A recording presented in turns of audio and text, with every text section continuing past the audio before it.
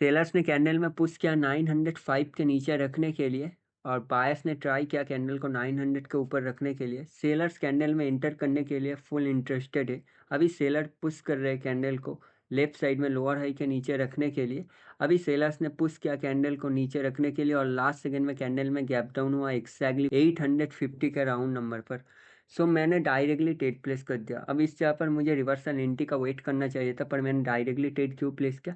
क्योंकि एक चीज़ ऑब्जर्व करना, ऊपर से अगर आप रीसेंट स्ट्रक्चर को फॉलो करोगे तो कैंडल के अंदर सेलर्स ने लास्ट सेकंड में क्लोज किया और अल्टीमेटली कैंडल में फाइट चल रही थी 900 के लेवल पर। उसके बाद अगर आप मार्केट में बायर्स के मोमेंटम को देखोगे तो बायर्स का मोमेंटम वीक हुआ था, उसके बाद स्ट्रॉन्ग कैंडल मार्केट में एंटर किया। इसका मतलब वो मोमेंटम एक्सॉशन था। नेक्स्ट कैंडल पर सेलर्स को एंटर करना चाहिए था, पर सेलर्स ने एंटर नहीं किया।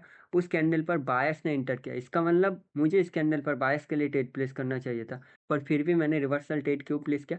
क्योंकि अगर आप लेफ्ट साइड में स्टॉक जोन को ऑब्जर्व करोगे तो मार्केट में वो एक फर्स्ट लोअर हाई है। तो अक्सर मार्केट में फर्स्ट लोअर हाई से सेलर्स इंटरेस्टेड रहते हैं कंटिन्यू करने के लिए। उनका नेक्स्ट टारगेट होता है लोअर लो। अगर फर्स्ट लोअर हाई ब्रेकआउट हो जाए तब मार्केट में ट्रेंड कन्वर्ट हो सकती है बायर्स के लिए, पर कंफर्म नहीं होता।